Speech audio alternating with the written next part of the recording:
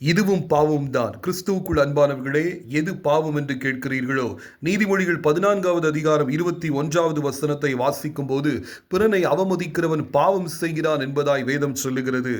யோசேப்புக்கு திருமணம் செய்வதற்காக நியமிக்கப்பட்டிருந்த கன்னி மரியாள் பரிசுத்த ஆவியானவரின் வல்லமையினால் கர்ப்பவதியானாள் என்று வேதவசனம் சொல்லுகிறது. ஆனால் யோசேப்புக்கு சென்ற செய்தி, உனக்கு நியமிக்கப்பட்டிருக்கிற பெண் கர்ப்பவதியானாள் என்கிற செய்தி. மத்தேயு 1வது அதிகாரம் 19வது வசனத்தில் யோசேப்பை குறித்து வேதம் சொல்லுகிறது. யோசேப்பு நீதிமானாயிருந்து மரியாளை அவமானப்படுத்த மனதில்லாமல் ரகசியமாய் அவளை தள்ளிவிட யோசனையாய் இருந்தான் என்று எழுதப்பட்டிருக்கிறது. கிறிஸ்துவுக்குள் அன்பானவர்களே, மரியாளை அவமானப்படுத்த கூடாது என்று யோசேப்பு நினைக்க காரணம் என்ன? அவன் நீதிமானாய் இருந்தான் என்று வேதம் சொல்லுகிறது. கிறிஸ்துவுக்குள் அன்பானவர்களே, இன்றைக்கு நீங்கள் கர்த்தரால் ஆசீர்வதிக்கப்பட்டு ஒரு உன்னதமான நிலைமையில் இருக்கலாம்.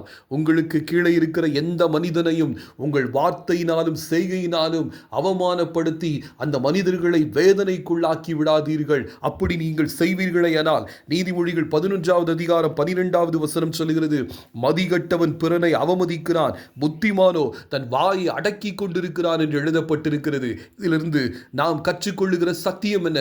பிறனை அவமதிக்கிறவன் மதிகட்டவனாகவும் பாவம் செய்கிறவனாகவும் இருக்கிறார். அதே வேளையிலே பிறரை அவமானப்படுத்தக்கூடாது, பிறரை தன்னை போல நேசித்து கனப்படுத்த வேண்டும் என்று நினைக்கிறவன் நீதிமானும் உத்தமனும் புத்திமானுமாயிருக்கிறான். யோசேப்பு அப்படி இருந்தபடியினாலே தேவகுமாரனாகிய இயேசு கிறிஸ்துவை வளர்க்கிற பாக்கியத்தை பிதாவாகிய தேவன் யோசேப்புக்கு கொடுத்தார். இன்றைக்கு நீங்களும் எல்லா மனிதரிடத்திலும் அன்பு கூறுவீர்களேயானால் ஒரு உயர்ந்த நோக்கத்துக்காக ஆண்டவர் உங்களையும் தெரிந்து கொள்ளுவார். உங்களையும் அநேகருடைய கண்களும் செவியும் காணும்படி ஆசீர்வதித்து உயர்த்துவார். ஆகையால் எல்லாரிடத்திலும் அன்பு கூறுங்கள். கர்த்தர் உங்களை ஆசீர்வதிப்பாராக.